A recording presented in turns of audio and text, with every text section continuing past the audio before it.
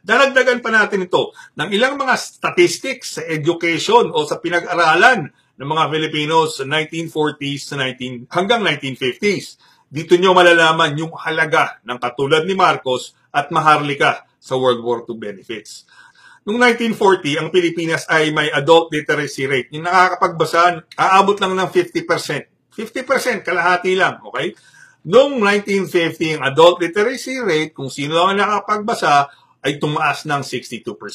Kung ilalagay natin ang literacy rate ng mga Filipino noong 1947 sa 56%, sa labas ng 196,000 na World War II Filipino veterans, tinatayang 109,760 World War II Filipino veterans at guerrilla fighters ay hindi marunong magbasa o hindi nakapag-aral. Tapatan pa natin ang katotohanan na nangyari noong 1940s kung saan halos walang records keeping ng Philippines or US Army sa panahon ng digmaan.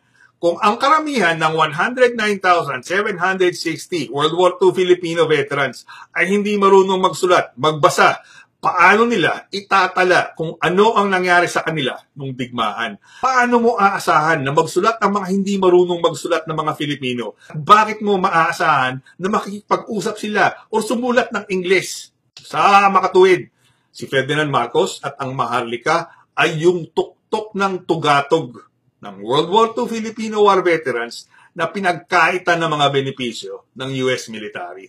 Nagpapatunay na ang mga Amerikano mula kay Truman at sa mga US military officials 1946 to 1948 kayang baliwalain ang mga nakapag-aral tulad ni Marcos at kaya rin nila hindi bigyan ng pansin ang iba pang 196,000 na World War II Filipino fighters.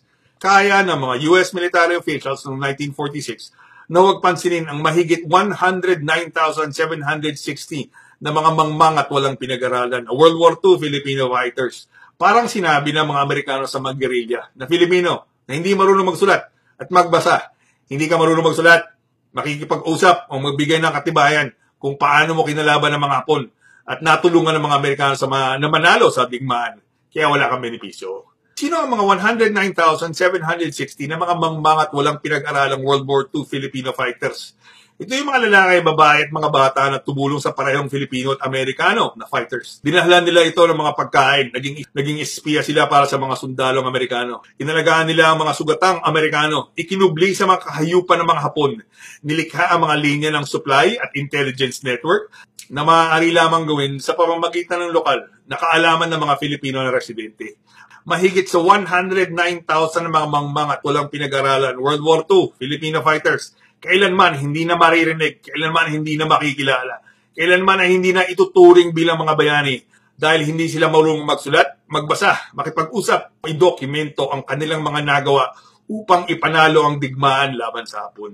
Ito yung tinatawag kong historical douchebaggery na pagbabaliwala sa mga World War II Filipino vets na ginawa ni Truman, ilang military US officials noong 1946 to 1948, Alfred McCoy noong 1983, New York Times noong 1986, Charles McDougall noong 1987, at ni Robert Lapham noong 1986.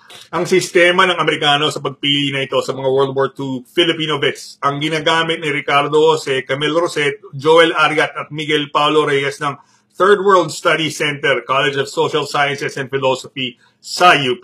Isipin mo yung logic ng mga taga-UP, mga taga-UP, yung mga Amerikanong nanira ng mga pangako sa mga 196,000 na World War II Filipino vets, ang basehan nila kung bakit hindi dapat malibing si Marcos sa libingan ng mga bayani. Ibig sabihin ng UP, yung mga 196,000 na World War II Filipino vets, hindi rin dapat ilibing sa libingan ng mga bayani. Ibig sabihin nila Jose at Roset sa UP, yung 109,000 na mga mangmang at walang pinag-aralang World War II Filipino fighters, hindi rin dapat ilibing sa libingan ng mga bayani. Ganyan kabangis ang kabubuhan ng mga nagtuturo at nag-aaral sa kasaysayan sa UP.